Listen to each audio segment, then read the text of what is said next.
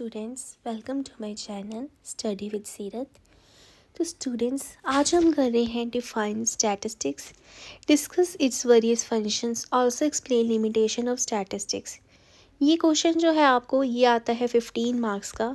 ठीक है, तो क्वेश्चन क्या है आपका? क्वेश्चन है स्टैटिस्टिक्स क्या होता है, उसके क्या फंक्शंस होते हैं वेरियस, और क्या लिमिटेशन है वो बताओ स्टैटिस्टिक्स के।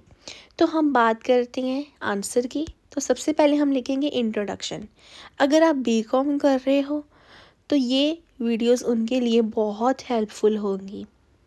तो सबसे पहले हम बात करते हैं कि स्टैटिस्टिक्स का मेन क्या कहते हैं इंट्रोडक्शन की। ठीक है, इंट्रोडक्शन क्या है स्टैटिस्टिक्स की।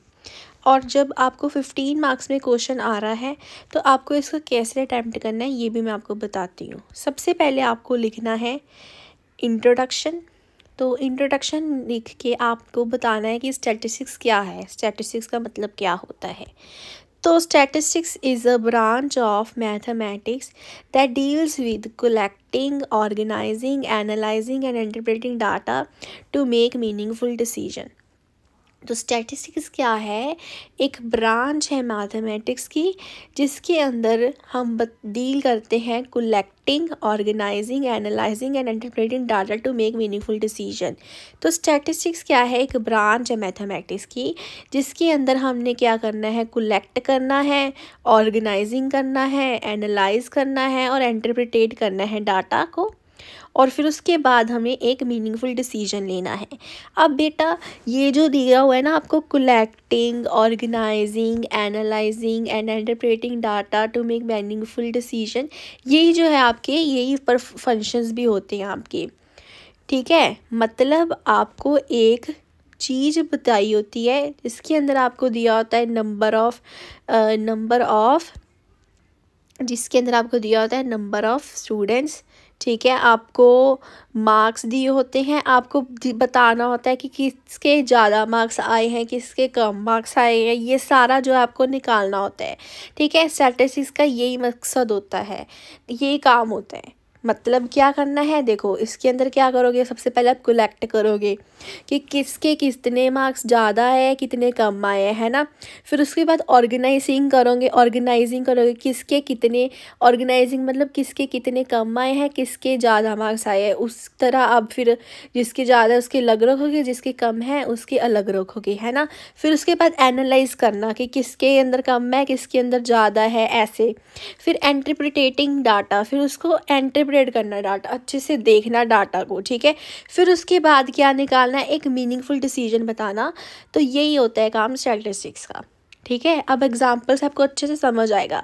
अ school wants to know the average marks of students. अब स्कूल ने एक पता करना है कितने एवरेज मार्क्स आए, कितने टोटल मार्क्स आए हैं स्टूडेंट्स के एग्ज़ाम के अंदर। ठीक है, a company wants to know the customer satisfaction. Company जानना चाहती है कि कस्टमर के कितनी सेटिस्फेक्शन है, कस्टमर की कितनी ज़्यादा जो है ख्वाहिशें पूरी हो रही हैं। ठीक है, यही होता है स्टैटिस्टिक्स का काम।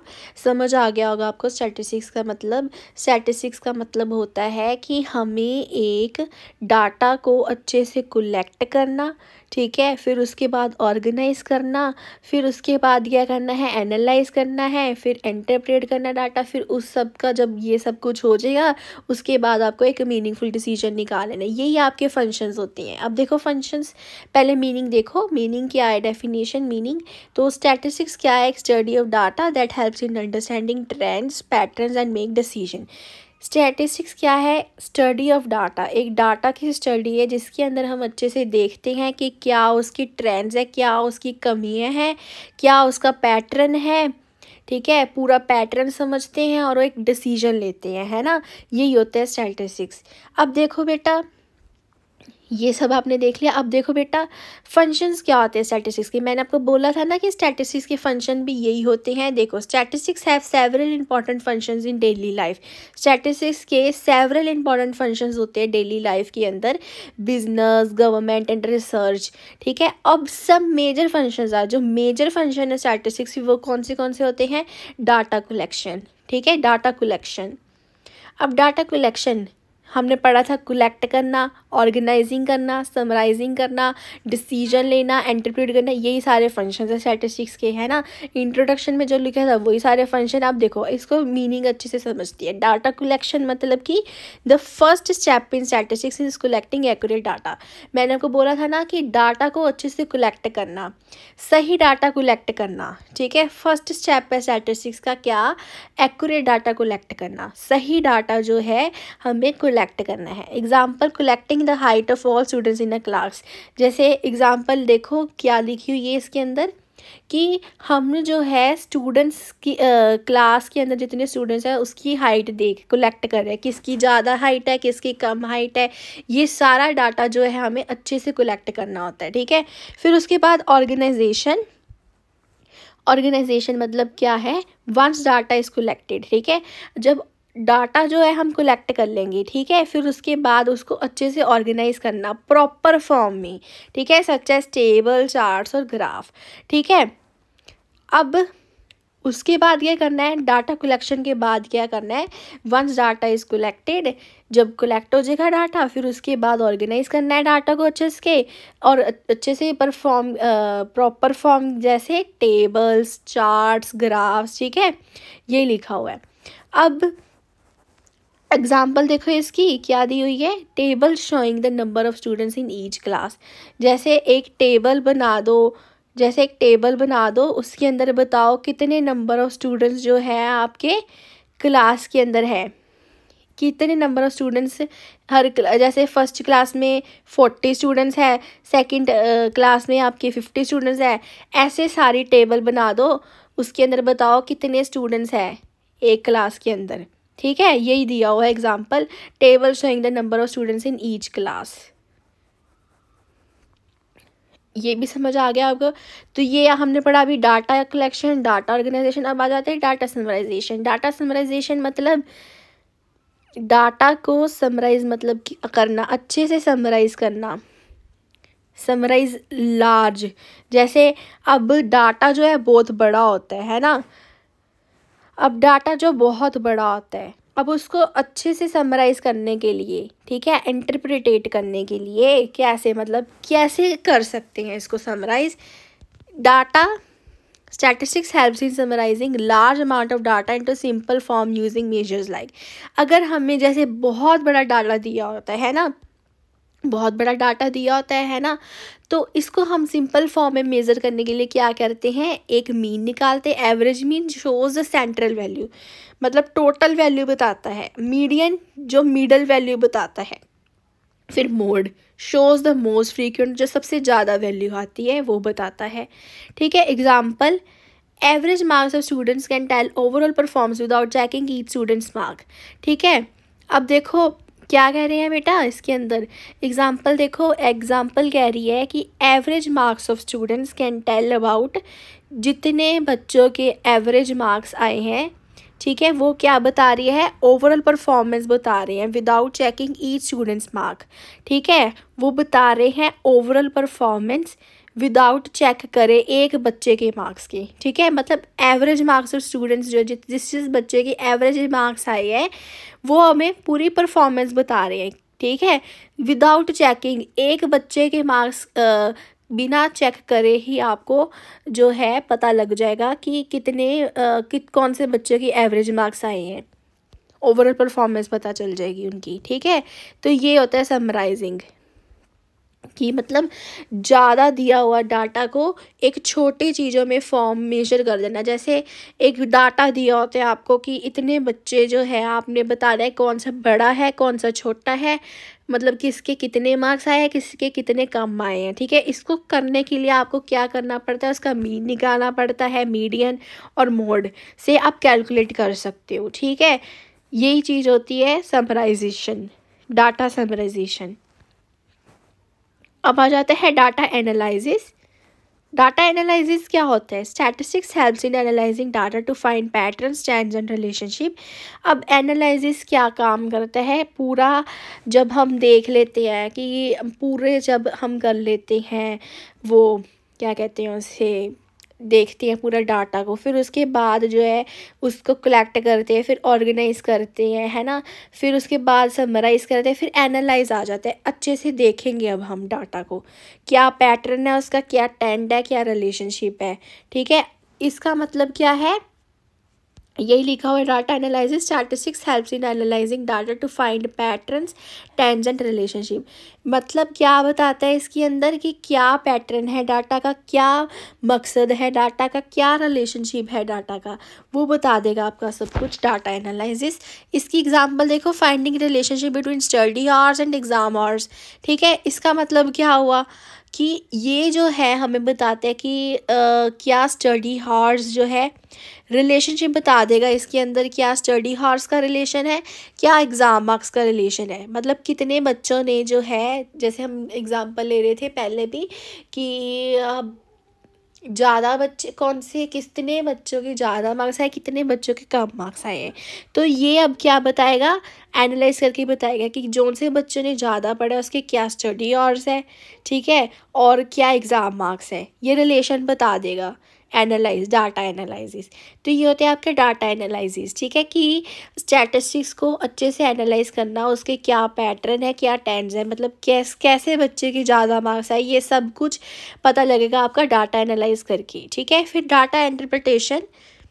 डाटा इंटरप्रिटेशन क्या होता है बेटा, डाटा इंटरप्रिटेशन होता है जब हम एनालाइज कर लेते हैं अच्छे से, फिर स्टैटिस्टिक्स जो है इंटरप्रेट करता है रिजल्ट को, अच्छे से देखता है। ये लास्ट स्टेप होता है स्टैटिस्टिक्स के अंदर, जब हम डाटा वगैरह का सारा काम कर रहे होते हैं, इसके पूरा देख लेंगे, चेक करना, मतलब इंटरप्रिटेशन मतलब चेक करना अच्छे से, फिर पूरा डाटा चेक करेंगे, फिर उसका रिजल्ट जो आएगा उसके साथ हम क्या ले लेंगे, एक डिसीजन ले लेंगे। ठीक है, ये होता है data interpretation. Example, a business में decide to launch a new product in survey data shows high customer demand. ठीक है, जैसे एग्जाम्पल देखो, एग्जाम्पल क्या कह रही है इसकी डाटा इंटरप्रिटेशन की, कि डाटा इंटरप्रिटेशन की एग्जांपल क्या कह रही है बेटा, a business will decide to launch a new product if survey data shows high customer demand. ठीक है, बिजनेस डिसाइड करता है कि हम क्या करेंगे, न्यू प्रोडक्ट लॉन्च करेंगे if survey data shows high customer demand. मतलब डाटा इंटरप्रिटेशन का मतलब क्या होगा, जब हम अच्छे से एनालाइज कर लेंगे डाटा को, रिलेशन निकाल लेंगे सब चीज़ का, तो फिर हम जो है अच्छे से डिसीजन ले पाएंगे। मतलब जैसे एग्जांपल देखो, बोल रहे हैं कि बिजनेस ने डिसाइड करा है कि हम न्यू प्रोडक्ट को लॉन्च करेंगे, और जब सर्वे करते हैं डाटा को पूरा अच्छे से, यानी वो करते हैं एनालाइज करते हैं डाटा को अच्छे से, तो वो बताता है कि हाँ करो, लॉन्च करो नया product, shows high customer demand. वो दिखा रहे हैं कि हाई कस्टमर डिमांड, जब सर्वे करे डाटा को तो ये बताता है कि कस्टमर की डिमांड भी जो है वो ज़्यादा है, तो इसीलिए वो जो है प्रोडक्ट कर रहे हैं लॉन्च। ठीक है, न्यू प्रोडक्ट लॉन्च करें, ये काम होता है डाटा इंटरप्रिटेशन का। फिर उसके बाद डिसीजन मेकिंग, सबसे लास्ट स्टेप होता है आपका डिसीजन मेकिंग। ये सब कुछ करने के बाद फिर लास्ट स्टेप होता है आपका decision making. The ultimate function of statistics is to help make informed decisions, सही डिसीजन लेना। ठीक है, डिसीजन मेकिंग मतलब अल्टीमेट फंक्शन है स्टैटिस्टिक्स का, टू मेक इन्फॉर्म्ड डिसीजन लेना। एग्जाम्पल, अ स्कूल में decide to provide extra coaching if average marks are low. फिर जैसे देखो, अब देखो हमने अच्छे से डाटा एनालाइज कर लेते हैं अच्छे से, है ना, डाटा को हम अच्छे से देखते हैं, क्या उसके कलेक्ट करते हैं सबसे पहले, फिर ऑर्गेनाइज करते हैं, फिर एनालाइज करते हैं, फिर इंटरप्रिटेशन करते हैं। जैसे हमने पढ़ा था ना कि हम सबसे पहले क्या करते हैं, कलेक्ट करते हैं डाटा को अच्छे से, फिर ऑर्गेनाइज करते हैं, फिर समराइज करते हैं, फिर एनालाइज करते हैं, फिर इंटरप्रिटेशन करते हैं, फिर ये सब कुछ हो जाता है ना, तो फिर हम क्या करते हैं, डिसीजन मेकिंग। सबसे लास्ट स्टेप होता है डिसीजन मेकिंग, ये अल्टीमेट फंक्शन है स्टैटिस्टिक्स का। अब देखो, मैंने सबसे पहले आपको एग्जांपल बताई थी कि जैसे हम देखते हैं कि कौन से बच्चों के ज़्यादा मार्क्स आए हैं, कौन से बच्चों के जो मार्क्स आए हैं वो कम आए हैं। तो डिसीजन मेकिंग क्या काम करता है, डिसीजन मेकिंग काम करता है कि डिसीजन लेना, इन्फॉर्म्ड डिसीजन लेना। मतलब वो जैसे जो बच्चों के ज़्यादा मार्क्स आए हैं उनके लिए तो अच्छा ही है ना, उनके लिए तो अच्छा ही है जिनके अच्छे मार्क्स आए हैं, और जिनकी एवरेज मार्क्स है, जिनके इतने अच्छे मार्क्स नहीं आए हैं, तो फिर डिसीजन मेकिंग क्या करेगा, एक ऐसे डिसीजंस बनाएगा कि वो जो है कोचिंग प्रोवाइड करे। अब देखो डिसीजन मेकिंग के अंदर क्या लिखा हुआ है, आपको अच्छे से समझ आएगा। The ultimate function of statistics is to help the ultimate function of statistics is to help make informed decision, एक informed decision लेना। जैसे एग्जाम्पल, अ स्कूल में decide to provide extra coaching if average marks are low.